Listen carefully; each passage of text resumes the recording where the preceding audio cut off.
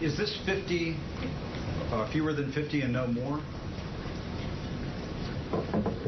The decision that the President has made to add these special operations forces to build up the capacity of local fighters in Syria will involve fewer than 50 special operations personnel. And that's it. There won't be any other escalations beyond that. Is that what you're saying? Well, what I'm saying is that what the decision that the President has made is to send fewer than 50 special operations forces to Syria to offer some training, advice, and assistance to local forces that are operating on the ground there against ISIL. So it's possible that there could be further deployments. Well, Jim, I don't want to try to predict the future here. I think we've been quite specific about what our strategy is, and we have shown a desire to intensify our efforts behind those elements of our strategy that have shown the most promise. And building the capacity of local forces, particularly in northern Syria, has shown some promise. And this is a further intensification of those efforts. And you said that these special forces can be doing advising, training, assisting. Then to another question, you said, well, I can't get into the specifics for operational security reasons. I can't get into... So which is it? Are they going to be involved in some raids in northern Syria, potentially?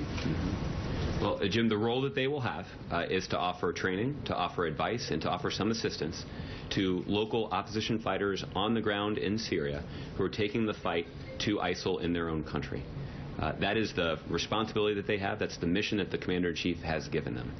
On an operational basis, in terms of where they're going to be operating, with whom exactly they're going to be partnering, where the first mission will take place, I think for pretty obvious reasons, those are not details that we can get into in public. And I want to get back to what Kristen was asking about, which is, and I want to see if we could have just a moment of clarity here. Okay. Because that's the reason I'm here. Yeah, I understand that. I think Kristen was asking a basic question. And it's a question that the American people have, which is this president, this White House, the officials here at this White House repeatedly, over and over again, made it clear to the American people that there would be no combat role for U.S. troops fighting ISIS. That appears to be changing. Not only is there this announcement that you're talking about today, which you say they won't be involved in a combat role, but you're not ruling out the possibility that they may be involved in some sort of combat operation. But on the Iraq side, you have Pentagon officials this week saying we're in combat. So it would be great if we could just have a moment of clarity here and you could acknowledge that, yes, this mission is changing. It is not what it was said it was going to be at the onset of this. I mean, I just think it's clear. To say that, Jim, would only confuse the situation. The fact of the matter is the mission that the Commander-in-Chief has given our military personnel in Iraq and now in Syria is a train, advise, and assist mission. And we have gone to great lengths to make clear that is in no way diminishes the amount of risk that our men and women in uniform will be facing. We've also been quite clear that there actually have been situations where combat boots have been on the ground inside of Syria. We've been quite candid about that. The President ordered a mission involving U.S. military personnel putting boots on the ground inside of Syria to try to rescue American hostages that had been taken by ISIL. That occurred more than a year ago. The President earlier this year ordered special operations personnel to conduct a raid against a high-value ISIL target inside of Syria. That raid was successful in both taking that ISIL leader off the battlefield and recovering significant troves of intelligence. The Department of Defense has had contingency plans in place for search and rescue operations. Fortunately, the United States has not been in a situation in which one of our pilots has been shot down or crashed in the skies over Syria, despite the fact that they've conducted thousands of military flights over Syria. This is a testament to the professionalism of our armed forces, but there were contingency plans in place for search and rescue operations that would put U.S. military boots on the ground in a fight against ISIL to potentially try to rescue American military pilots. So we have been forthright about this fact. This is not the first time that we're discussing this information. In fact, we've discussed this at some length.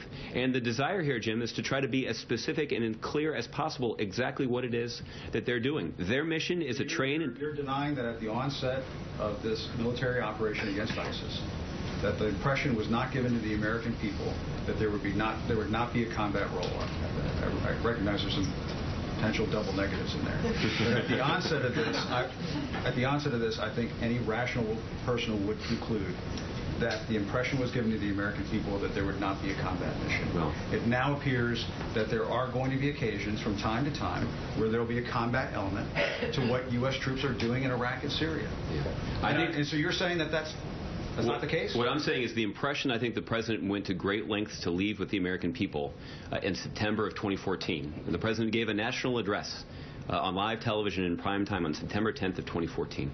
And the President did go to great lengths to make clear that our counter-ISIL strategy in Iraq and in Syria would be substantially different, a difference in night and day between the strategy that President Obama was implementing to counter ISIL and the strategy of a long-term, large-scale ground combat operation that the Bush administration pursued back in 2003. The President did go out of his way to make quite clear that our strategy is quite different. The strategy was, that difference existed then, and that difference exists today. And what the President did in the context of that speech and in the numerous other times that you all have asked him about it and when he's given other statements about it, the President has been quite clear about the fact that they do not have a combat mission. They have a training, advising, and assist mission. That does mean that our men and women in uniform are going to be in harm's way.